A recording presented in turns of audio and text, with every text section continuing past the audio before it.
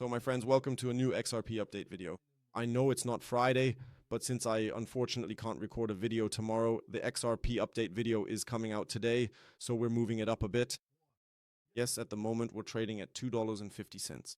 We have our support down here at around $2.30 once again. I have to say it held at this level. Still, there are one or two points we definitely need to talk about today. Not everything looks as good as it might seem at first glance in the short term. Sure, we've recovered from our lows, but there's one zone we absolutely need to break through to the upside as soon as possible. Which one that is, you'll definitely find out in the video, so make sure to watch until the end. But before we get started, as always, feel free to give the video a like, subscribe to the channel if you haven't already, and of course join the free Telegram talk and Signal group. There you'll always get the latest information if anything. Whenever there's something new, or if I enter any trades, or even when I take profits from certain trades, you'll find out there.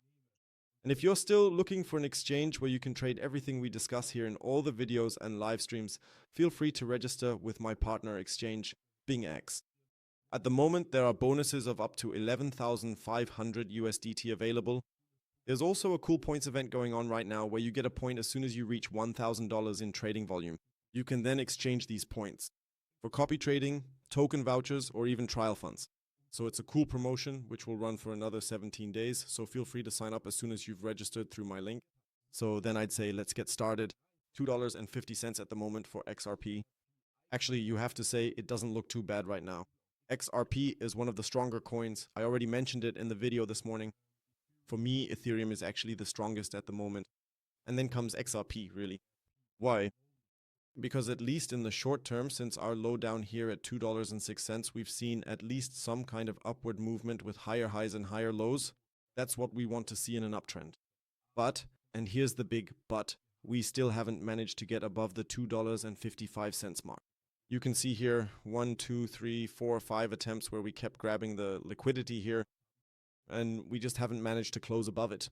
That means, and I say this in every video, in every stream right now, we are seeing pure liquidity hunting here.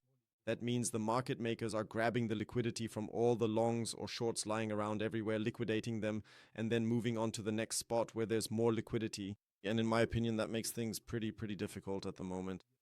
I still believe that what we're seeing here is wave 1 with wave 2 as the correction. And that we're still currently moving within wave 3. As I said, as long as we don't get another lower low here, that is, as long as we don't close below this low at $2.14, this scenario is still possible. In any case, there's still a chance that we could reach around $2.72 to $2.90. So that's still my short-term technical price target, more or less. Besides, there's also a lot of liquidity lying around up here. We also have an inefficiency lying around here. So everything would really fit together very well. The only thing that still bothers me a bit, or one of the other things that still bothers me about this chart, is the volume. It's terrible, really terrible at the moment. Let's also take another look at the funding rates, just so we have everything covered for the sake of completeness. The funding rates currently fit XRP. They're a bit below average. You can see normally the funding rates are always neutral. With XRP, when they're negative, that's usually a good sign, but we can also see that in the last few hours, they've moved from negative only into the green area, meaning slightly positive, but not yet into the neutral range. That means we still have some room to move up, but with this move, we definitely need to get above $2.55. Otherwise, looking at the 1 hour time frame, again, it's only been inefficiently filled over here. That's not what we want to see, sorry, but that's not what we're looking for. We want to see impulsiveness, like in this candle. Let's also take a quick look at the vectors here on the 1 hour time frame. Then we can also quickly see that there's a lot of liquidity here. That means if we don't manage to get back above the Asia range low here, a short pullback is definitely possible. This means we could go down again and fill the vector at $2.42 and then try again to make a new move upward. That's exactly what I've been saying all along. Liquidity hunting. You move into one box, then pull back, grab the liquidity from below again, and then try to start a trend somehow. But the higher we go in the time frames, the weaker this trend looks. You can see it over and over again. We get a quick pump immediately followed by a dump, quick pump immediately followed by a dump. Now a slightly longer pump and again immediately a dump. But as long as everything still moves in a homogeneous way and we're still generating higher highs, higher lows and so on, it's good in the short term. But in the medium term, if we look back at the past, it didn't look so good. But those are different points. Let's wait and see how things develop. At the moment, I still see everything as relatively okay, so that we can definitely reach our price targets up here. And that we don't have to prepare for a crash.